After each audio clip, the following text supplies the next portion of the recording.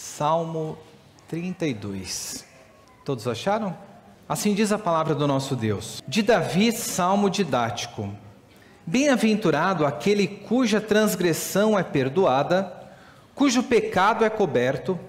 Bem-aventurado é aquele a quem o Senhor não atribui iniquidade e em cujo espírito não há engano. Enquanto calei os meus pecados, envelheceram os meus ossos, pelos meus constantes gemidos todo dia, porque a tua mão pesava dia e noite sobre mim, e o meu vigor secou como no calor do verão. Confessei-te o meu pecado, e a minha iniquidade não mais ocultei. Eu disse: confessarei ao Senhor as minhas transgressões, e tu perdoaste a iniquidade do meu pecado.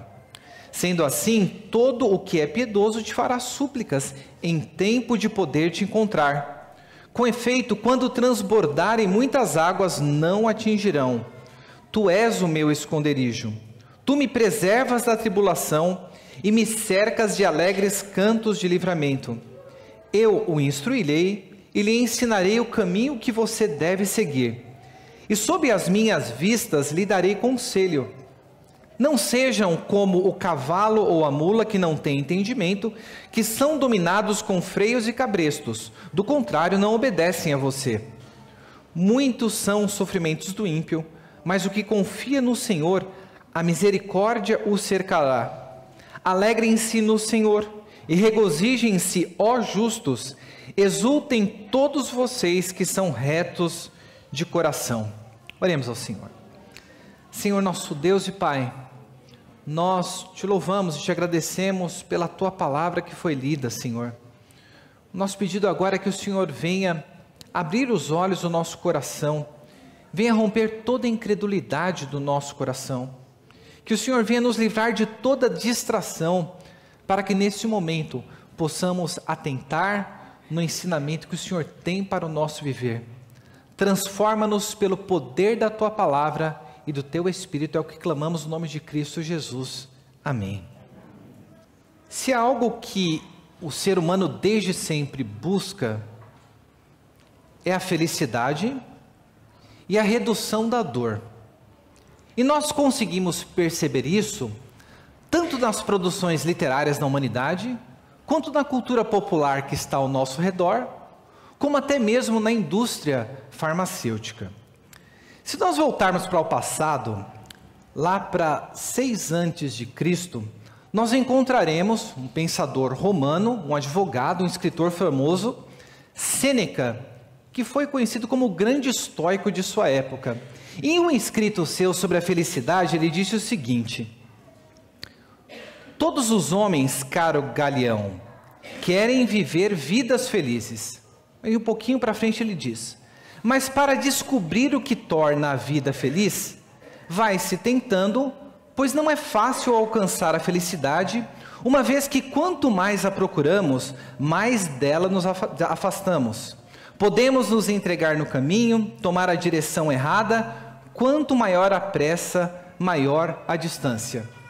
Sêneca aqui registrou esta busca humana pela felicidade e diz aqui que quanto mais se tenta, parece que não se alcança a felicidade e é algo que é difícil de alcançar.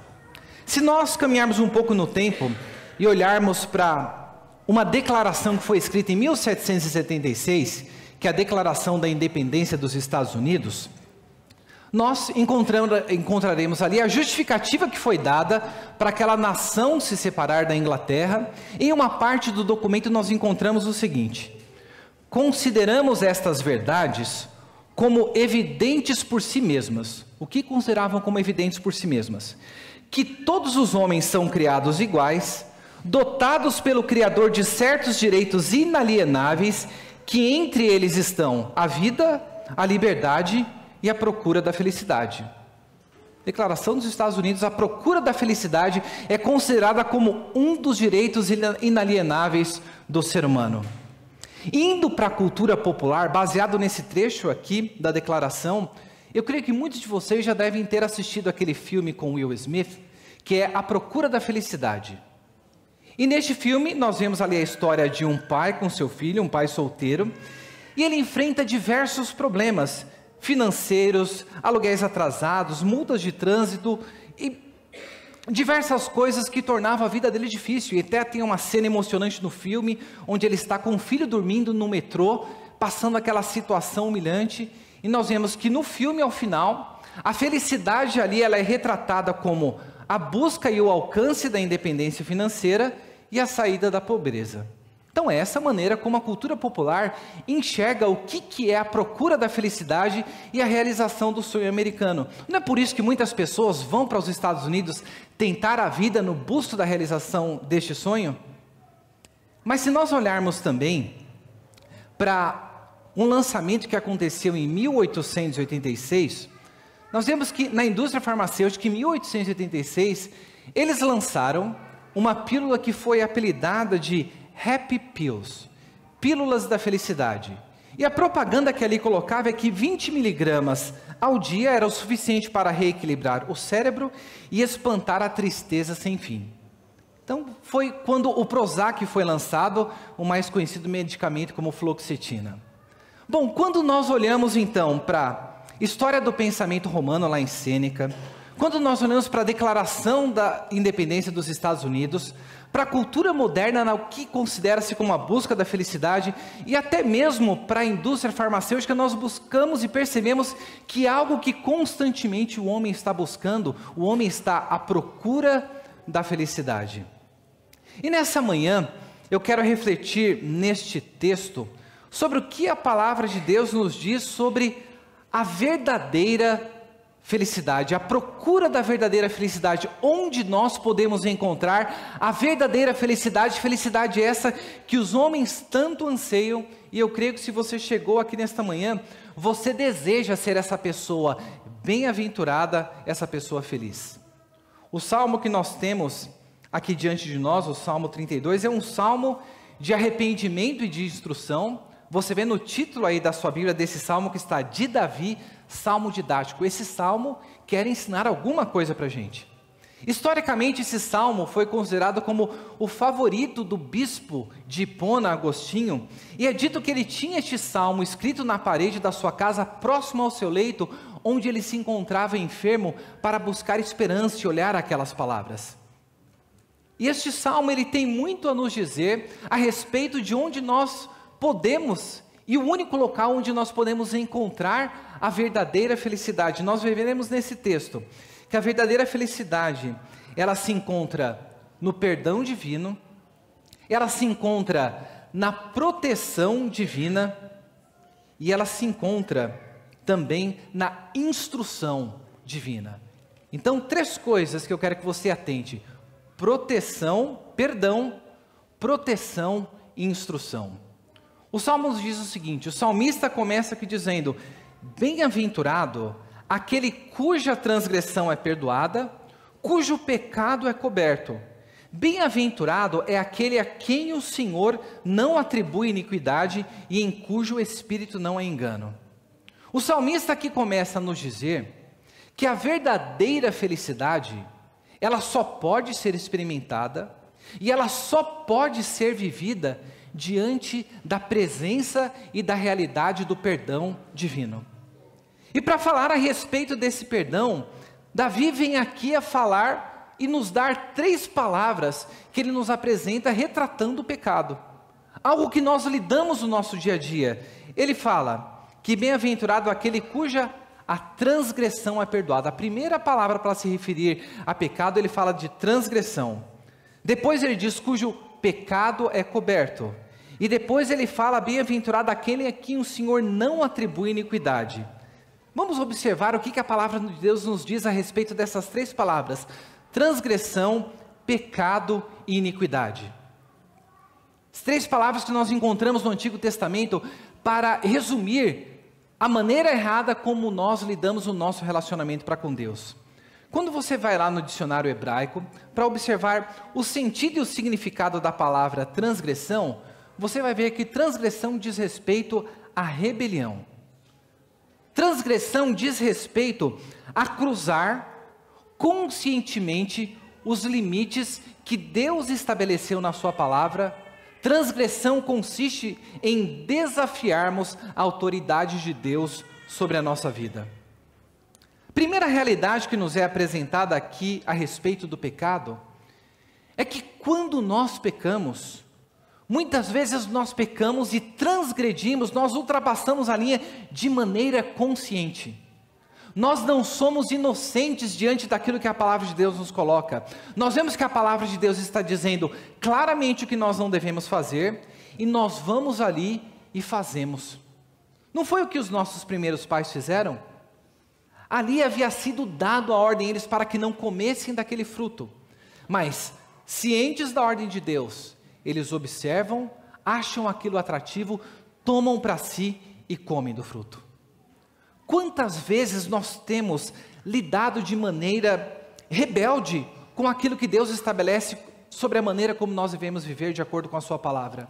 Nós temos consciência e nós cruzamos a linha em uma atitude rebelde e desafiamos a autoridade de Deus. Essa é a primeira palavra que Davi coloca aqui para nós vermos sobre a profundidade do pecado. Pecado aqui é apresentado como essa transgressão, como romper os limites claros estabelecidos por Deus. A segunda palavrinha hebraica que ele usa aqui, que em português nós vemos, é a palavra pecado. E se você buscar pelo sentido dela, ela diz respeito a errar o alvo.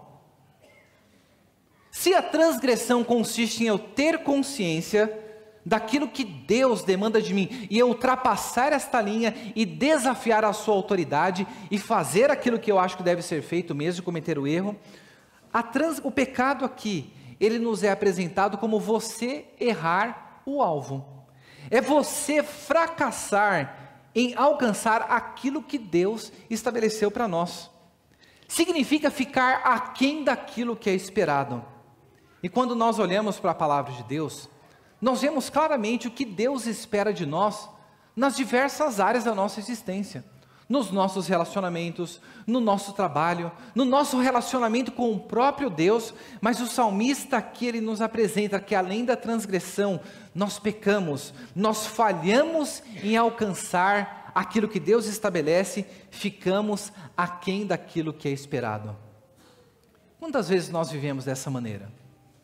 Temos ali o que a palavra de Deus nos coloca, mas nós nos contentamos em ficar aquém, e todas as vezes que nós ficamos aquém, nós erramos o alvo, nós erramos o objetivo daquilo que Deus estabeleceu para a nossa vida. Mas para aprofundar mais ainda na gravidade do pecado, Davi aqui ele diz também que bem-aventurado aquele a quem o Senhor não atribui iniquidade. Essa palavrinha iniquidade, ela tem o sentido de torcer e distorcer aquilo que Deus estabeleceu. Ela consiste em uma perversão moral em nossas atitudes. Deus estabeleceu o caminho reto para nós trilharmos neste caminho, mas nós torcemos a palavra de Deus. Nós distorcemos aquilo que Ele estabeleceu e nós percebemos que em todas as vezes que nós pecamos, o que nós estamos fazendo? Nós estamos transgredindo, pecando e cometendo iniquidade. Nós estamos cruzando a linha conscientes daquilo que Deus estabeleceu que nós não deveríamos fazer. Nós estamos conscientemente desafiando a autoridade de Deus sobre a nossa vida. Nós estamos errando o alvo. Nós estamos torcendo e distorcendo aquilo que Deus estabeleceu. É nisso que consiste a profundidade e a odiosidade do pecado. Mas Davi está falando aqui nesses dois primeiros versículos a respeito da alegria daquela pessoa a quem a transgressão, o pecado e a iniquidade é lhe dada por Deus. E da mesma maneira que três palavras são usadas para descrever o pecado, nós vemos que o salmista nos mostra também três maneiras que Deus lida com os nossos pecados, transgressões e iniquidades. Ele nos diz que bem-aventurado aquele cuja transgressão é perdoada. E a palavra para perdão consiste justamente em Deus remover o fardo de sobre nós. Ela fala que bem-aventurado é aquele em quem o pecado é coberto. E por coberto aqui nós vemos que quando o homem pecou, eles tiveram consciência de que estavam nus, tentaram cobrir para si mesmos com folhas de figueira, mas nós vemos que Deus em seu amor mata um animal, faz uma vestimenta e cobre a vergonha, o pecado dos nossos primeiros pais. Uma pessoa é considerada feliz porque ela tem de sobre si removido o fardo da sua transgressão.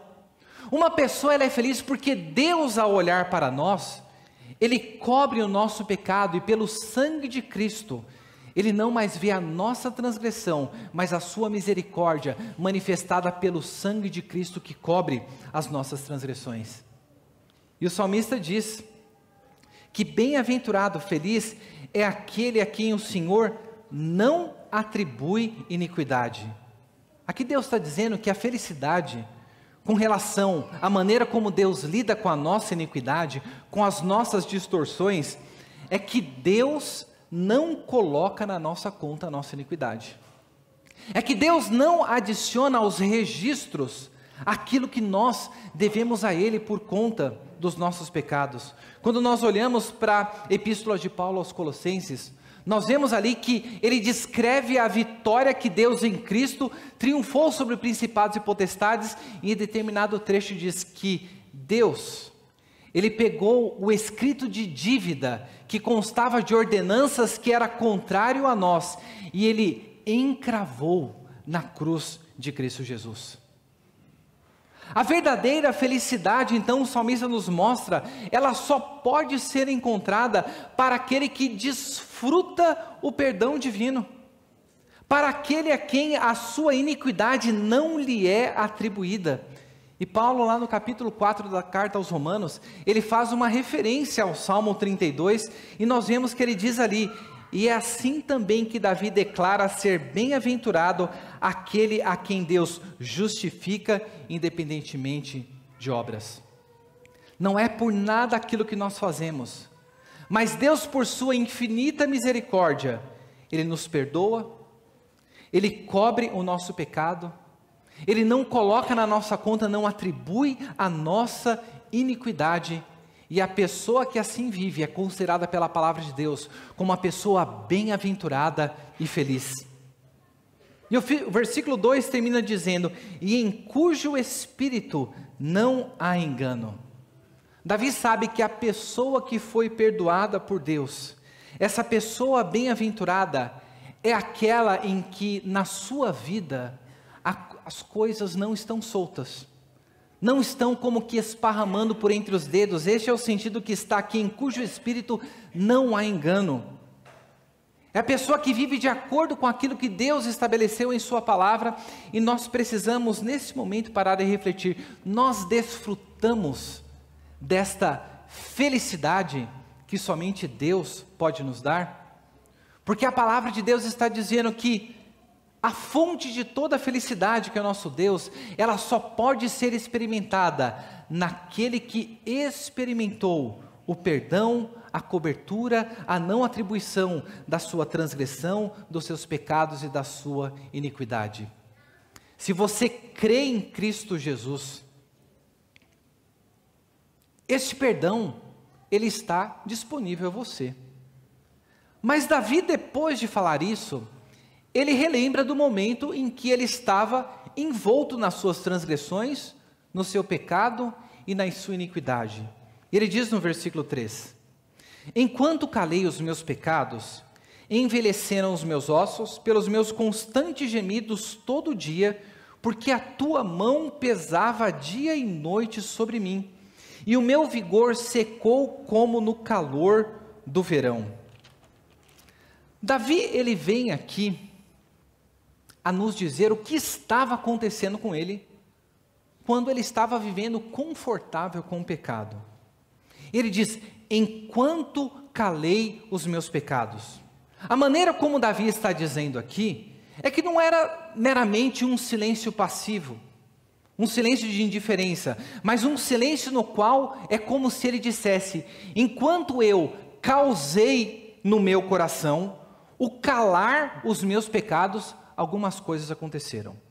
Davi está se referindo como uma causação que ele trouxe sobre si, onde ele cala o seu pecado, ao invés de se voltar para Deus, e ele diz que é como seus ossos tivessem envelhecidos pelos constantes gemidos todo dia, e também é como se, como aquela planta que é colocada sobre o calor do deserto, todo o vigor dela é exaurido, e ele diz: o meu vigor secou como no calor do verão.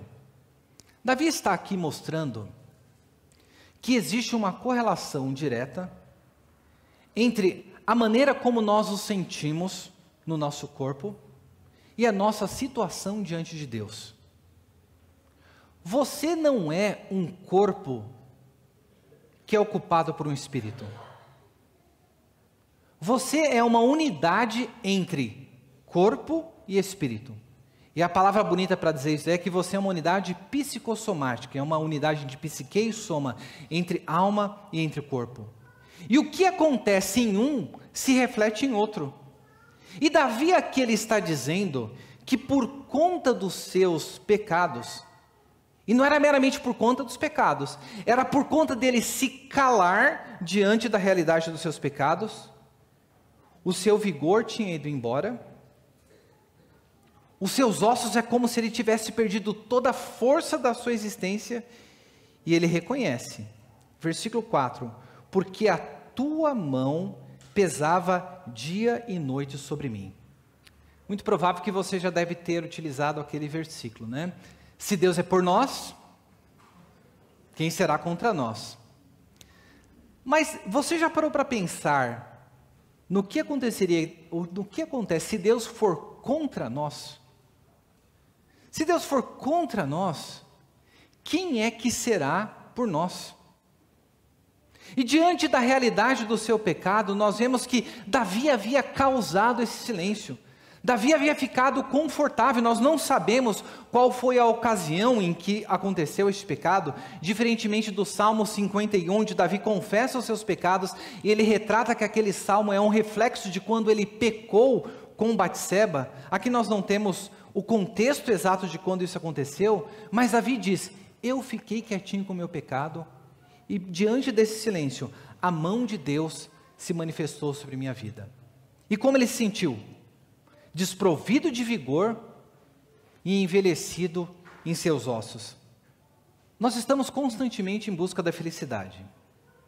E muitas vezes na nossa busca por felicidade, nós buscamos felicidade nos locais errados e fazemos isso por meio da transgressão, do pecado e da iniquidade.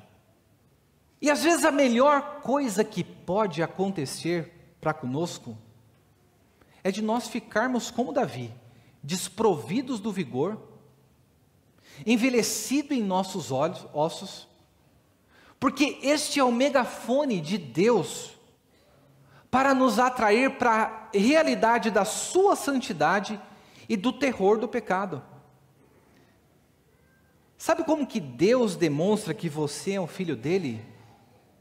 É quando, por conta do causar, o se calar diante do pecado, Deus pesa a sua mão sobre nossa vida, e se nós somos filhos de Deus, o Deus da aliança não permitirá que um filho seu se sinta confortável neste pecado habitual.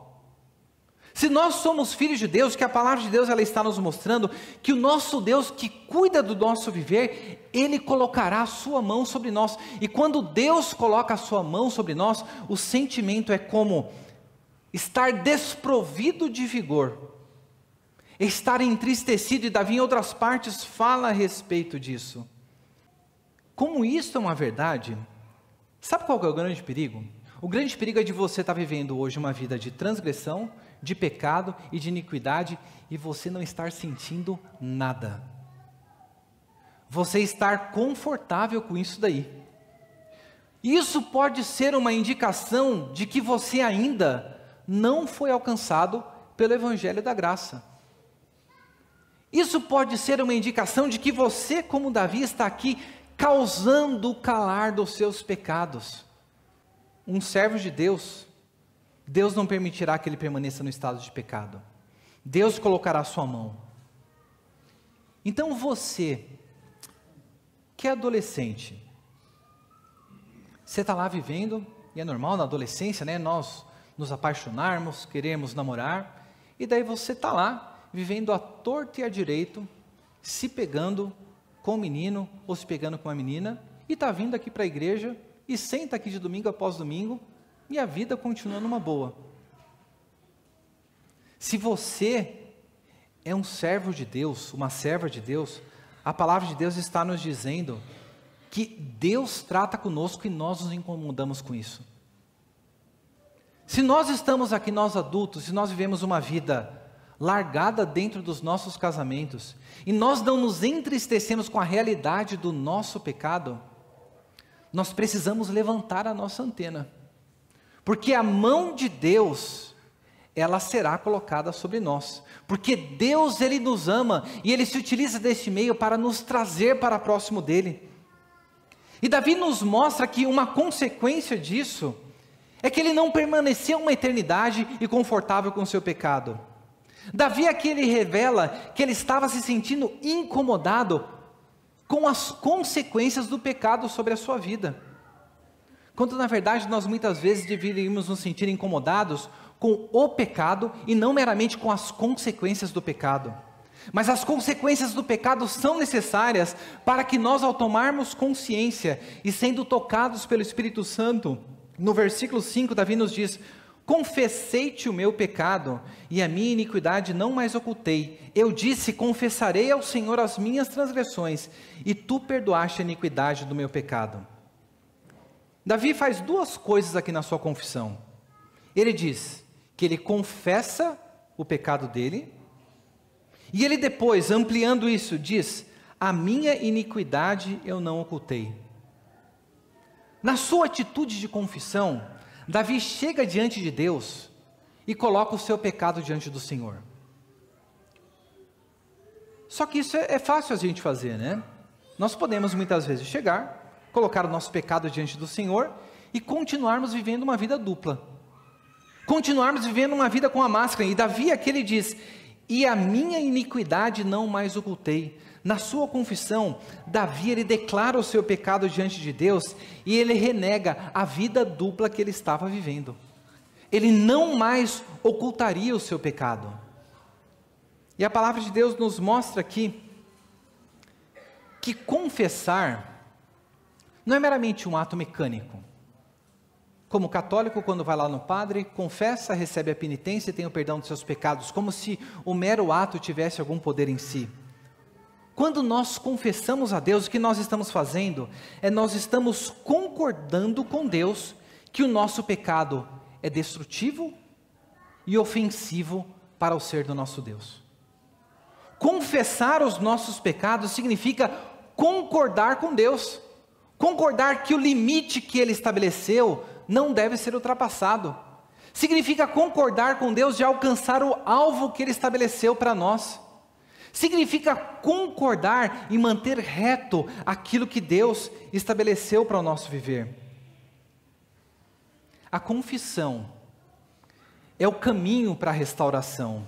E Davi nos mostra: eu disse, confessarei ao Senhor as minhas transgressões, e ele afirma: e tu perdoaste a iniquidade do meu pecado.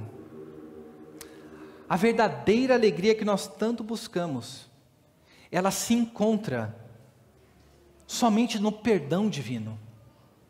Porque quando nós somos perdoados por Deus, nós passamos por este processo do pecado, da transgressão, da iniquidade, nós nos calamos, somos disciplinados por Deus, e o Espírito Santo, por meio da sua palavra, nos traz a confessarmos, a concordar com Deus, com aquilo que Ele estabeleceu na sua palavra. Até quando você continuará calado nos seus pecados diante de Deus? A palavra de Deus nessa manhã nos convida a vivermos uma vida marcada pela felicidade. E o caminho para essa felicidade, para essa restauração, passa pela confissão dos nossos pecados diante de Deus. E sabendo que Deus perdoa aquele que confessa, por que nós estamos parados? E na sequência do texto, nós vemos aqui a partir do versículo 6, que se em primeiro lugar, a verdadeira felicidade ela é encontrada no perdão divino, em segundo lugar, a verdadeira felicidade ela é encontrada na proteção divina, proteção que nós cantamos aqui durante a liturgia. Versículo 6 diz, sendo assim, então considerando que Deus ele é misericordioso para nos perdoar, todo aquele que é piedoso te fará súplicas em tempo de poder te encontrar, com efeito, quando transbordarem muitas águas, não o afligirão. Davi, ele vem aqui a dizer, que diante da realidade do perdão de Deus, ele fala algo sobre a pessoa piedosa, a pessoa que tem consideração para com Deus, e ele fala que a pessoa piedosa, ela não é a pessoa que ela é conhecida pelo seu elevado conhecimento teológico. A pessoa piedosa não é aquela que tem um conhecimento teórico das verdades que são importantes para nós termos o conhecimento, dos catecismos, da confissão de fé. Mas ela fala aqui que o piedoso fará súplicas em tempo de poder te encontrar. Davi foi um homem considerado segundo o coração de Deus. E ele nos mostra aqui que a pessoa que é piedosa, ela se volta para Deus em oração, fazendo súplicas, buscando o perdão dos seus pecados. Nós vemos Jesus Cristo, o homem mais piedoso que caminhou por essa terra. Antes de escolher os 12, o que Jesus Cristo fez? Jesus orava.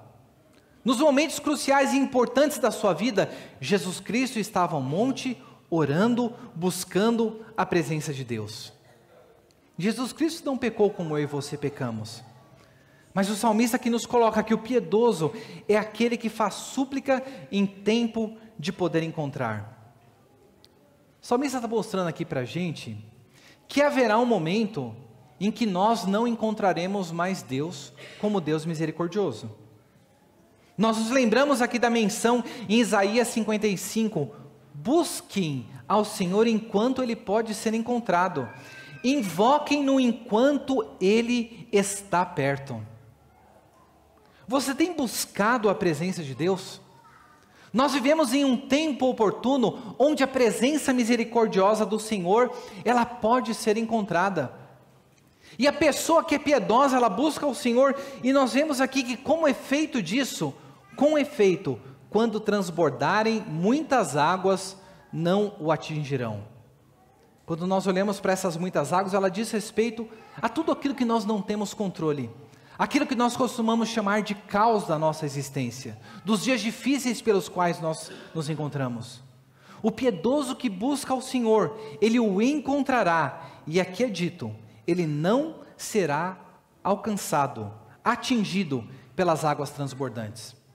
É possível que quando você lê isso aqui, na tua cabeça venha um sininho lá para o final do Sermão do Monte, em Mateus 7, quando Jesus Cristo fala a respeito da casa que foi construída sobre a rocha e sobre a areia, e ele diz que aquele que ouve as suas palavras e cumpre, é como aquele homem que construiu a casa sobre a rocha, que vindo a chuva, transbordando os rios, soprando os ventos, aquilo veio sobre aquela casa e ela permaneceu firme. Haverá um dia que as águas do juízo de Deus, as quais o dilúvio foi uma amostra desse juízo, virão sobre a humanidade, e aquele que é protegido por Deus, aquele que foi perdoado pelo nosso Senhor, aqui é dito que estas muitas águas não alcançarão, e o salmista diz, tu és o meu esconderijo, tu me preservas da tribulação, e me cercas de alegres cantos de livramento. Davi diz coisas grandiosas a respeito de Deus. Você alguma vez já se sentiu tão contente com algo que aconteceu na sua vida, que você sai como que cantando alegre, cantando de graça? Eu creio que você já deve ter passado por isso na sua vida. E o que o salmista está dizendo aqui, é que essa pessoa que faz súplicas ao Senhor, essa pessoa que é perdoada, é uma pessoa que ela desfruta da proteção divina, e desfruta de tal forma, que Deus é o seu esconderijo, que Ele o preserva em meio à tribulação, E olha o que Deus faz: e me cercas de alegres cantos de livramento. Quantos livramentos Deus já te concedeu?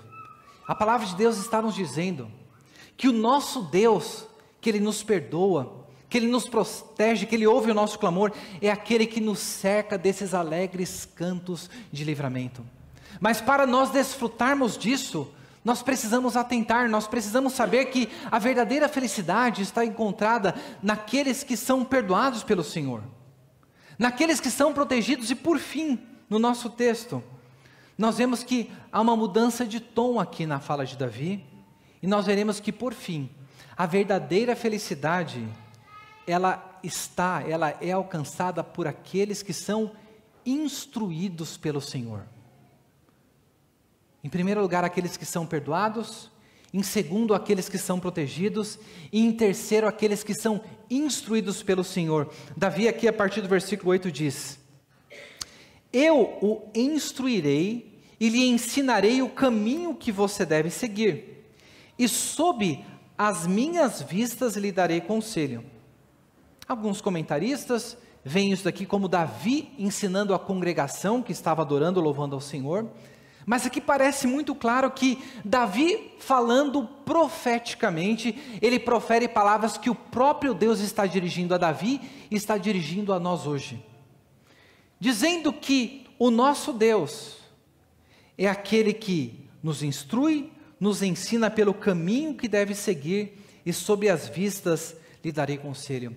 A verdadeira felicidade, você veio aqui nessa manhã, ela só pode ser encontrada naquele que é instruído pelo Senhor, naquele que é orientado sobre as vistas do próprio Deus.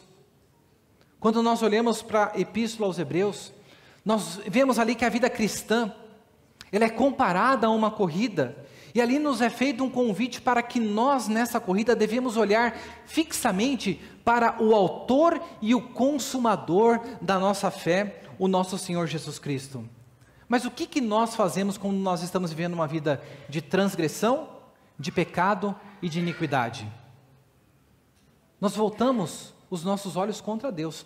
Tudo aquilo que a gente quer ficar longe da igreja, a gente não quer saber de orar, a gente não quer conversar com outras pessoas, porque parece que está todo mundo nos acusando.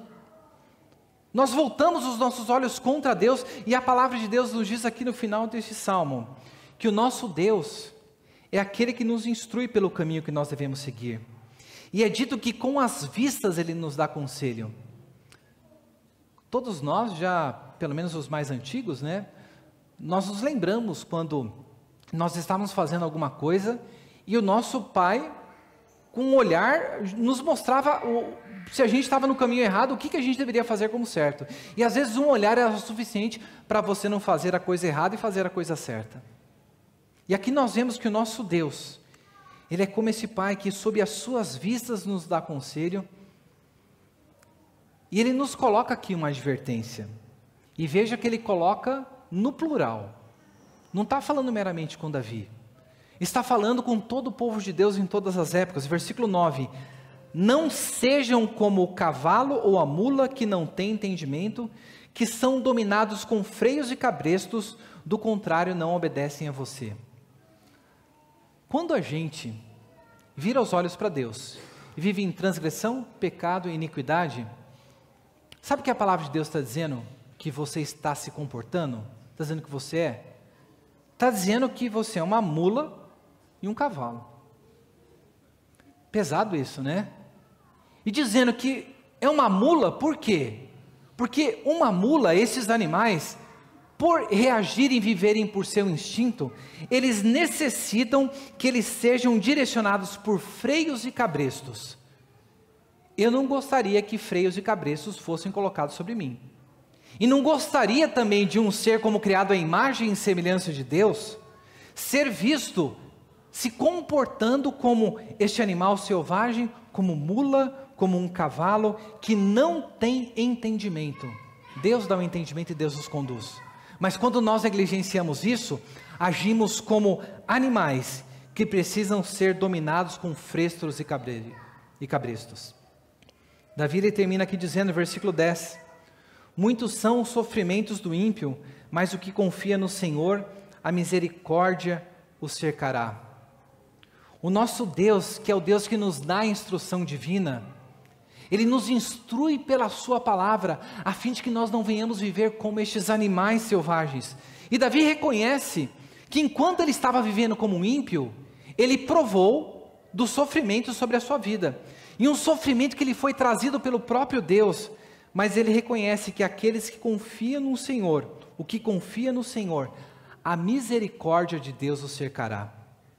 Não há coisa mais maravilhosa do que nós sermos cercados pela misericórdia de Deus. De Deus não nos dar aquilo que nós merecemos, que é o seu juízo. Você deseja ser cercado por essa misericórdia? A palavra de Deus, ela que nos mostra, e nos mostrou nessa manhã, que a verdadeira felicidade, ela é encontrada no perdão divino, ela é encontrada na proteção divina, e ela é encontrada na instrução que nós recebemos do Senhor. E o que resulta no final de tudo isso? A palavra de Deus nos dá uma ordem, ela nos coloca 3 imperativos, ela convoca você a se alegrar, a se regozijar e a exultar diante da presença do Senhor. Versículo 11, alegrem-se no Senhor, regozijem-se, ó justos, exultem todos vocês que são retos de coração. Quais os motivos que nós temos para nos alegrar, nos regozijar e nos exaltar? É que se nós estamos aqui nessa manhã ouvindo essa palavra, nós fomos objetos do perdão de Deus. E todas as vezes que nós pecamos, o nosso Deus, Ele nos perdoa. Nós temos motivos para nos alegrar, nos regozijar e nos exultar, porque nós recebemos a proteção divina. A proteção em meio às adversidades e do juízo que virá no último dia. Nós temos razão de sobra para nos alegrar, regozijar e exultar, porque o nosso Deus nos tem dado as palavras de vida eterna, que nos guiam por suas retas veredas. Então que Deus, nessa manhã, Ele nos abençoe, para que nós não venhamos buscar a felicidade nas coisas que são marcadas pela transgressão, pecado e iniquidade, mas venhamos encontrar a verdadeira felicidade no perdão, na proteção e na instrução que vem do Senhor.